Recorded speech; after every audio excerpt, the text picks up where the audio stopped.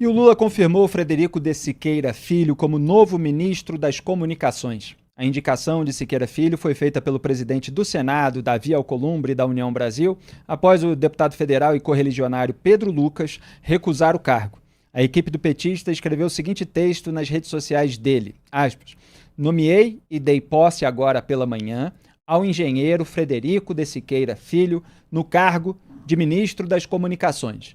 Frederico dirigia a Telebrás e sua indicação pela União Brasil me foi apresentada ontem pelo presidente do Senado, Davi Alcolumbre, o ex-ministro Juscelino Filho e o líder partidário na Câmara, Pedro Lucas, em encontro que contou com a participação da ministra de Relações Institucionais, Gleisi Hoffmann. Fecho aspas. A troca no comando do Ministério das Comunicações ocorreu após Juscelino Filho ser indiciado pela Polícia Federal por desvio de emendas. E olha só quem entrou no cargo. Acabou de sair uma matéria no jornal O Globo, assinada pelo Rafael Moraes Moura, que não tem nada a ver com Alexandre de Moraes, acho eu, falando o seguinte: o engenheiro Frederico de Silveira Filho é alvo de uma ação de improbidade administrativa movida pelo Ministério Público de Pernambuco, devido à contratação de uma empresa de engenharia da qual ele é sócio por um município que tinha o seu irmão como secretário de Finanças. Eu vou repetir, hein? Vou repetir. Alvo de uma ação de improbidade administrativa devido à contratação de uma empresa de engenharia da qual ele é sócio por um município que tinha o seu irmão como secretário de Finanças. Então, olha só como essa gente ilustra aquilo que eu falo no Papo Antagonista. Você tem lá o irmão do atual ministro das Comunicações, que acabou de entrar no cargo. O irmão dele é secretário de Finanças de uma prefeitura, de um município, certo? Então o irmão dele trabalha na prefeitura. E aí o irmão contratou qual empresa para fazer um serviço para o município? A empresa dele, né, que é irmão. E ele é sócio dessa empresa de engenharia. O que eu sempre falei aqui sobre os escândalos com as emendas, com o orçamento secreto? É que o dinheiro das emendas vai para a prefeitura de um parente que contrata uma empresa de outro parente ou do amigo, etc. Não era isso que eu estava falando? Então, esse Frederico de Siqueira Filho, ele é um exemplo disso aí, só que do outro lado da história. Então, ele é sócio de uma empresa de engenharia contratada pela prefeitura onde o irmão dele atua.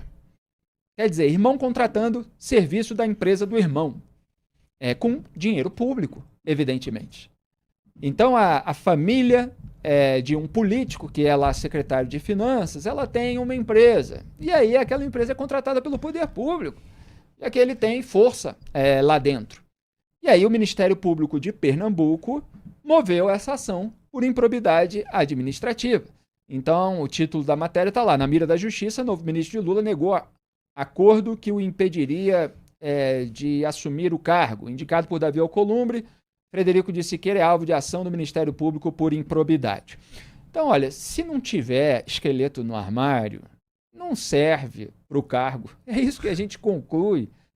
Todo mundo que acaba ganhando um cargo aí de ministro das comunicações ou até em outros ministérios no governo Lula, parece que precisa ser alguém que tenha assim, um histórico de condutas, no mínimo, bastante curiosas, Duda Teixeira.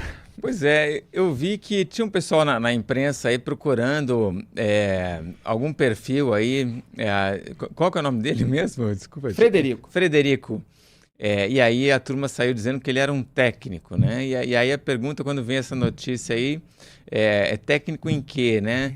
Será que é um técnico que nem o Renato Duque também, que foi notícia aqui essa semana, né? O Renato Duque era engenheiro, né? E no final, enfim, todos esses técnicos que sobem muito na carreira, nesse ambiente de estatais, assim, a gente tem que realmente desconfiar. Não tem nenhuma condenação em relação a ele, mas é bom que isso seja investigado. Agora, ele não é realmente filiado a nenhum partido político, mas é o cara que o Alcolumbre indicou, claramente, né? E o Já Lula se suspeita só por isso. E o Lula faz essa deferência ao Alcolumbre, ou obedece ao Alcolumbre, ou o Alcolumbre tem esse poder todo, porque ele é o presidente do Senado, e o Lula quer ter uma garantia ali de que pautas indigestas ao governo Lula não possam evoluir, né? Há uma tensão grande na Câmara dos Deputados para que seja pautada a questão da anistia. Se for pautada e aprovada, isso cai no Senado. E o Lula quer evitar que isso passe do Senado. Então é por isso que o Lula faz tudo o que o Alcolumbre quer. A União é um partido grande, é um partido do Centrão que hoje está mais ou menos na base do governo. O Lula não quer perder isso e aí o Alcolumbre deita e rola. O Alcolumbre deita e rola. Aliás, é uma expressão muito literal. Propícia. Cadê o vídeo, produção? Cadê? Porque o público desse programa nem consegue mais ouvir falar em Davi Alcolumbre sem lembrar do clássico tombo dele. Se tiver na agulha aí, mas senão a gente lembra no próximo bloco.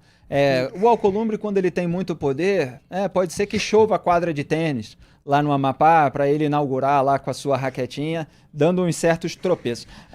Muito bem, Ricardo Kerstmann ficou de comentar a indicação aí do aliado Davi Alcolumbre para o Ministério das Comunicações do governo Lula, depois da queda do Juscelino Filho, denunciado pela Procuradoria-Geral da República, com uma certa demora, mas acabou sendo denunciado lá por esquema de desvio de emendas, mandou lá o dinheiro público para asfaltar a estrada que dava na fazenda da família dele. Esse é o nível da política brasileira. Então, como eu falei, que quando Davi Alcolumbre tem muito poder, pode chover quadra de tênis lá no Amapá, e o Duda falou que o Davi Alcolumbre agora está deitando e rolando, vamos lembrar quando ele fez isso literalmente. Pode soltar. Já fiz meu ponto, fiz meu ponto, viu? Bora, Rui. Vai lá, presidente. Bora, Marcelo.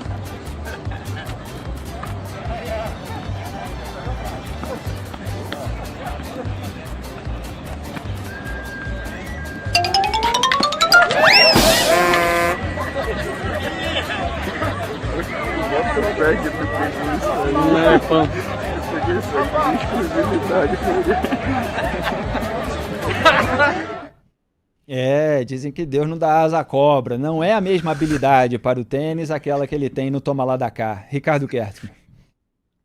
Bom, em primeiro lugar, esse episódio, a recusa da nomeação, a recusa de assumir o Ministério das Comunicações por parte do deputado Pedro Lucas, que, vamos combinar, está longe de ser um figurão do Congresso, ilustra bem esse momento de desprestígio, para dizer o mínimo, né? Por que passa o governo Lula. Foi convidado e recusou. Agora, Felipe, não é surpresa, porque lá atrás, já há alguns dias, quando Gleisi Hoffmann assumiu o papel dessa articuladora, e foi ela que fez o convite, foi ela que articulou essa tentativa de ida do deputado para o Ministério das Comunicações, tinha tudo para dar errado e acabou dando. Olha, dizer o que a respeito dessa nomeação e dessa notícia que você acabou de dar a respeito do Frederico, do novo indicado.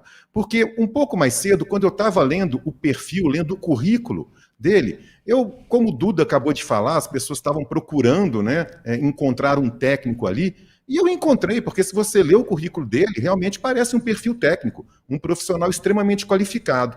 Mas, ao mesmo tempo, eu ficava pensando, poxa vida, alguém com tanta aptidão, com um currículo tão bom assim, por que diabos precisa do apadrinhamento político? Por que precisa da indicação do presidente do Senado? Por si só, pelo currículo dele, já bastaria para a nomeação. A resposta está aí, Felipe. Por quê? Porque por trás dessas nomeações, que são indicadas, nomeações que têm um padrinho político, sempre tem uma razão não tão republicana assim.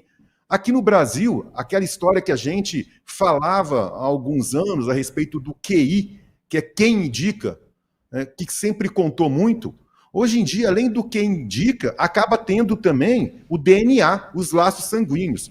Isso acontece muito quando a gente vê a toda hora aí uma esposa de algum ministro sendo indicada para um tribunal de contas, por exemplo. É como se não tivesse gente capacitada para poder ocupar cargo público que não necessariamente ou fosse parente ou fosse indicado de algum figurão desses. Pois é, e não é nem algum, né? São vários ministros que têm esposas em tribunais de contas. Escrevi a respeito disso muitos meses atrás e o número só foi aumentando desde então. Tá lá no baú de oantagonista.com.br.